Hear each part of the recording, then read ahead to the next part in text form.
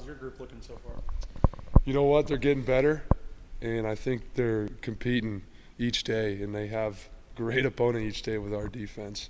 And so I think we're kind of improving on the things we need to improve on, and then making new mistakes, which is good. It's part of the fall camp process. And, you know, we just got to keep that mindset, never satisfied. We're going to be talking to Ty Deal in a few minutes. Yeah. Where have you seen him grow the most in the time that you've worked with him? Just his consistency. I mean, you guys have seen it, man. He's an explosive dude. He makes a bunch of plays. They've relied on him heavily in the past in the run game. He's a selfless guy, and I just keep working with him on being consistent, doing it day in and day out, and kind of maximizing his skill set, being able to do a little bit of everything. And he's shown that, and he's just put his head down and worked. You mentioned he's explosive. He had a couple of deep catches last year. How much of an impact can he make, not only on the passing game, but the deep passing game? Yeah, I think there's a lot of guys in my room that have that ability. They can make that impact. And that just opens up everything for an offense. When you got a guy that can block a defensive end on the line of scrimmage and then go make a play down the field. You know how special that is, and I got a few guys that have that ability.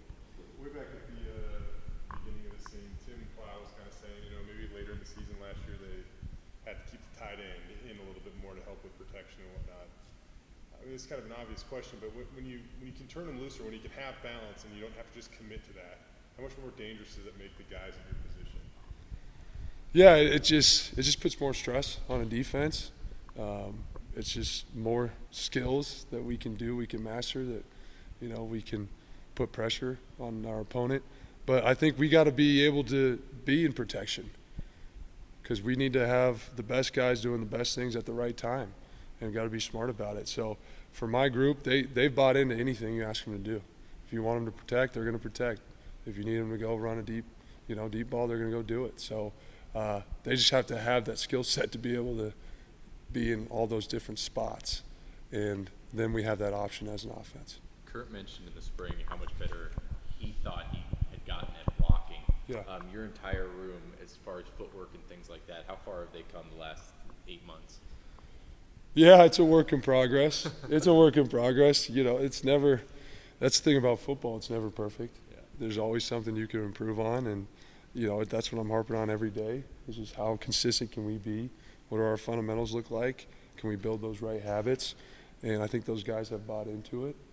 But I don't want them to just be good in the run game. I want them to be great at everything. Gotcha. So I feel like we're spending that time in kind of each part of the game. But, yeah, I'm on them all the time. And they're all about it, though. They just want to get better. They're so coachable. It's great for me. Every position is difficult to play. Yeah. But as yours, it just seems like you're really two positions. It's an offensive tackle and a wide receiver. So do you have to spend more time looking and learning and doing things at the position? Yeah, there's a lot of prep. There's a lot of study time that's got to go in for these guys on their own, because there's just so much to learn, so much to know. And if you know it, now you can play fast. If you're thinking at tight end position, it's too hard. It's too hard. So there's a lot of prep that goes into it each day, and it's those little details that I talked about, man. It's like you're going to be asked to do so many different skills. You got to be locked into the fundamentals and details in order to accomplish those. Dude, how much are you enjoying this? I mean, being out of practice, being back here on the modern. Oh, it's awesome. Yeah. No, it's unbelievable. It's unbelievable. I mean, like you guys asked, could you gone anywhere else? This is it for me. This is what I love. This is my home. So I just try to make sure I'm doing my best for this school, for this program each day, and for these guys. What do you think like you learned in your time as a coach that you're better today than you were a couple of years ago? I learn something every day, man. I learn something every day. Like today already, I'm thinking about it. We just got done with practice. There's a bunch of things I could have done better today. And I think that's the great thing about this place. Not just the players, but the coaches get pushed in all these different environments and different levels. And we're all growing together each day, and we're learning from each other. So, yeah, every day is a learning experience for me. What do you try? What's the consistent thing I guess that you do bring? Do you feel like you bring every day? When you played here, you were kind of a quiet guy. It seemed like, at least what we saw from you, and you're vocal, you're involved. Yeah, I think you're going to hear it a lot in this interview, but I try to be consistent myself every day. So these guys know what they're going to get. They know what the standard is, what the expectations are, and I try to be that every day for my guys and for everybody else on this team and for the coaching staff. I don't want to be, up here one day, down here the next day, lazy, none of that. I try to be consistent, and that's what I try to do as a player too. It just kind of carries over. When you look at Riley Smith, I mean, Tim Plow was saying there's really no reason he should not be more involved than what he was last year when you look at his stats and stuff and the talent that he brings to the table. I mean, do you think this can be the best year of his career this year? Can he take a big step forward in the passing game? That's the goal. I know just the person he is, just so you guys know, he's a phenomenal person. You guys probably do know that. The leader he is, how hard he prepares. He deserves all those things. But there's work that's involved in it, and he's putting in that work. So the goal is to have his best year. That's his personal goal. As a coach, I'm trying to put him in the best position to succeed, and I think we're on the right track. As a group, where do you guys think you're going to be better this year at tight end? Yeah, that's a great question. The reality is you want to be better in every area. You want to be better in every area, and you want some guys that didn't get a lot of playing time last year, a lot of experience last year, to kind of grow with the rest of the guys and build depth within the room. I think that's a huge goal for me and our tight end room. Is like let's build depth. Let's bring in the younger guys with us, and let's be as good as we can be.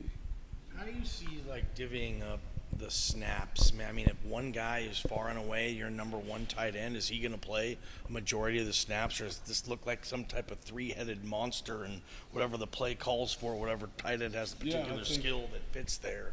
It's all dependent on what the game plan is for that week.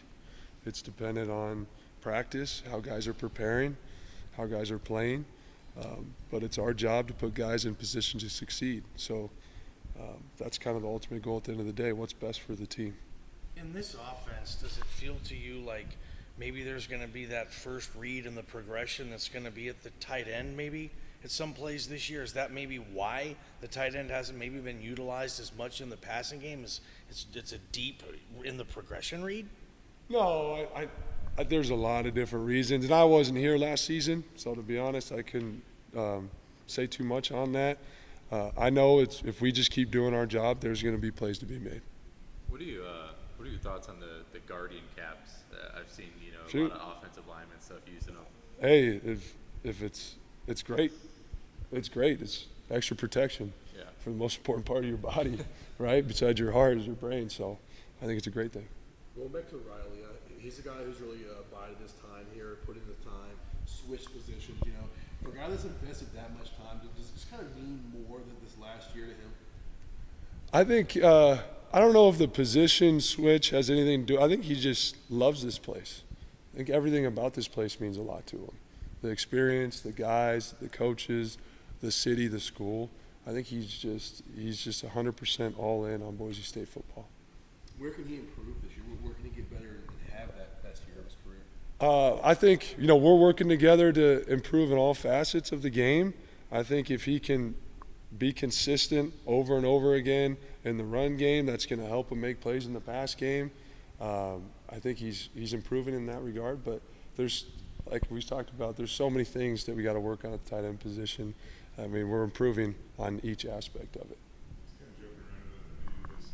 How much do you enjoy this month? Why is this month of football different than pretty much any other month? Why do you enjoy this month? This month is just football. Like in my brain, August is just football. That's what it's always been for me. And that's awesome because we can focus on, this football family, these guys, and trying to prepare and grow and improve each day. But that's what August in my family, in my life, is football. That's it. Why do so many